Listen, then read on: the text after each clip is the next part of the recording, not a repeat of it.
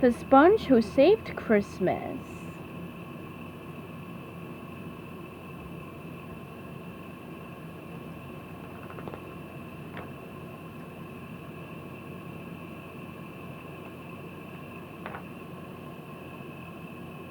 It was Christmas time in Bikini Bottom. Decorations were being hung, gifts were being wrapped. Everyone loved the holiday season. Well, almost everyone.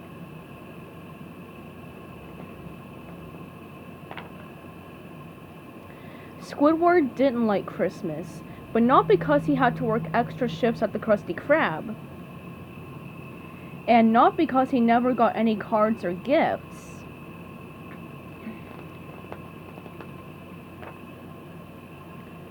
Squidward didn't like Christmas because at that time of year, SpongeBob was even happier and more annoying than usual. SpongeBob didn't know that he was the reason Squidward was so unhappy, and seeing Squidward in such a grumpy mood just made SpongeBob want to cheer him up.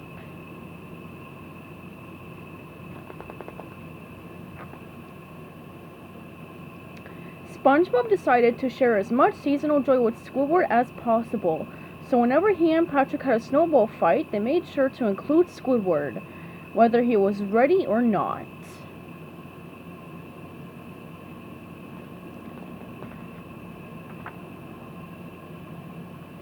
SpongeBob and Patrick tried to lift Squidward's spirits by singing Christmas carols all day long. Everywhere Squidward went, they shared the gift of music with him, but that didn't seem to work either. The day before Christmas, it all became too much for Squidward. I can't even hear my clarinet over all that caroling! He leaned out his window to tell SpongeBob and Patrick to clam up once and for all. Instead, he got a snowball in his clarinet.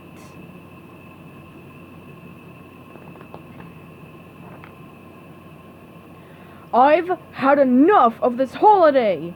Yelled Squidward. It's all Santa this and presents that. And who does the Santa guy think he is anyway? He's got a flying sleigh and magic reindeer? He gives you stuff for free? I'll believe it when I see it.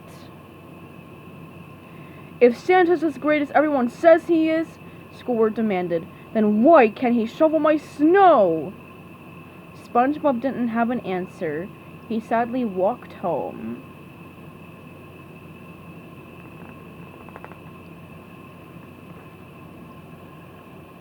Squidward didn't hear anything from SpongeBob for the rest of the day.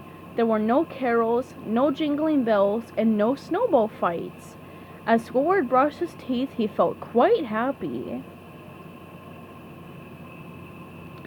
Squidward settled into his bed, pleased at the idea that Christmas would be over soon and things would go back to normal.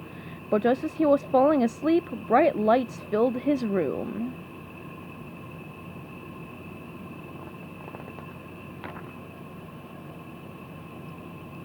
Squidward ran to the window.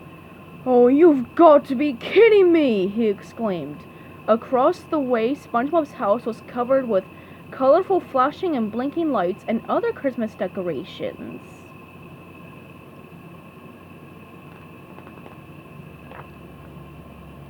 "That's it! That's the last straw!" Squidward shouted. He knew exactly what he needed to do. He marched over to SpongeBob's house. Squidward couldn't find a way to turn off the lights. There were no plugs or switches outside, so he marched up to SpongeBob's door.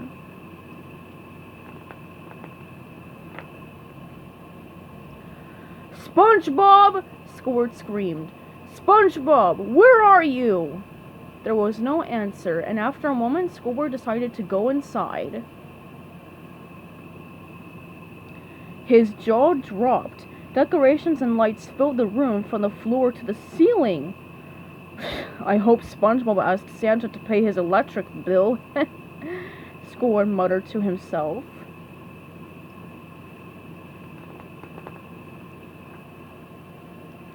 SpongeBob's house was so cluttered, Squidward was quickly tangled in lights and garland. "How am I ever going to find the cords in this mess?" he wondered. After some fumbling and falling, he found the cords and unplugged the lights. Finally, everything was quiet and dark. but Squidward knew that wouldn't be good enough. SpongeBob will just plug these lights in again, Squidward told himself. I have to hide them until Christmas is over. He got a bag and stuffed SpongeBob's decorations into it.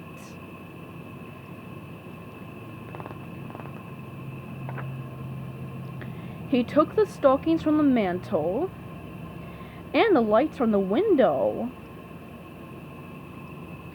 He even took the free cookie sign from Santa's plate. But just as Squidward reached for the star on the tree, he heard a noise.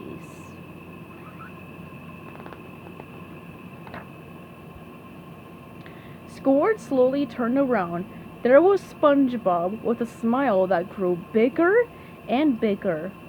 Santa, it's really you! SpongeBob gasped. But why are you taking my things? Squidward quickly realized that SpongeBob thought he was Santa Claus. He didn't want to get caught taking SpongeBob's decorations, so he played along.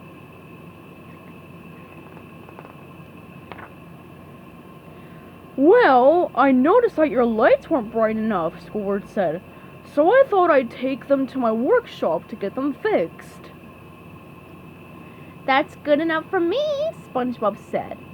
But before you go, I have something to give you. SpongeBob rushed to his closet and threw open the doors. He took out a box wrapped in shiny paper.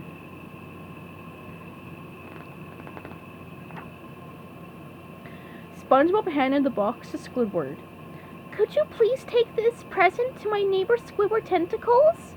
I figured he probably didn't make your nice list being so miserable and all, but I wanted him to wake up on Christmas morning and find something under his tree.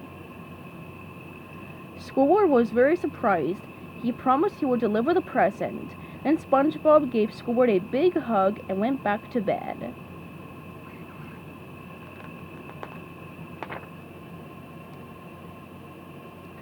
Curious, Squidward quickly tore open the wrapping paper. Inside was a beautifully crafted clarinet case made of the best driftwood money could buy. Suddenly, Squidward felt bad. He realized why SpongeBob's house had been so quiet that day. SpongeBob had spent all that time making the perfect present for Squidward, while Squidward had been thinking how nice it was without SpongeBob around.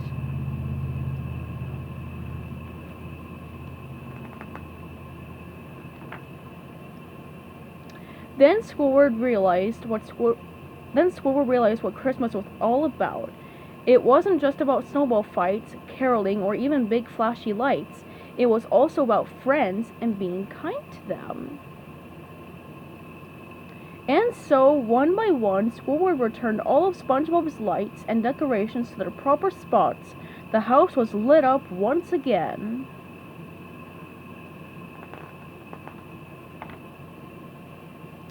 When Squidward got home, he placed his clarinet in SpongeBob's handmade case. It was a perfect fit. He smiled and headed to bed. Just when he was about to nod off, Squidward heard noises outside his window, jingling bells and a jolly laugh. He quickly got up to investigate.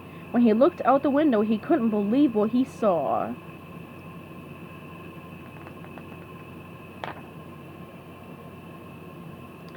There in the sky was a flying sleigh being pulled by magic reindeer and a man in a big red suit.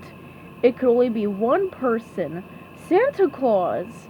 Squidward heard him yell, "Ho, ho, ho! These cookies are fantastic!"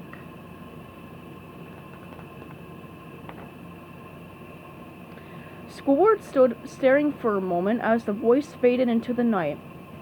Then he looked down at the ground. Santa had shoveled his snow. "It's going to be a very Merry Christmas after all," Squidward said.